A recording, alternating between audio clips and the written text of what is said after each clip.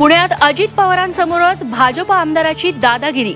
आमदार सुनील कांबळेंची पोलीस कर्मचाऱ्याला मारहाण, राष्ट्रवादीच्या पदाधिकाऱ्यावरही हात उचलला। बारामती अॅग्रोवर केंद्रीय तपास यंत्रणेची धाड, रोहित पवारांच्या अडचणीत वाढ होण्याची शक्यता।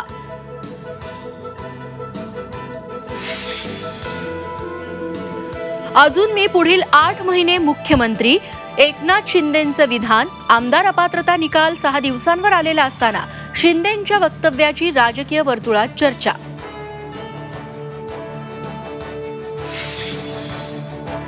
राष्ट्रवादीच्या आमदार अपात्रता सुनावणीचं वेळापत्रक तयार, 6 ते 27 जानेवारीपर्यंत चालणार कायदेशीर लढाई।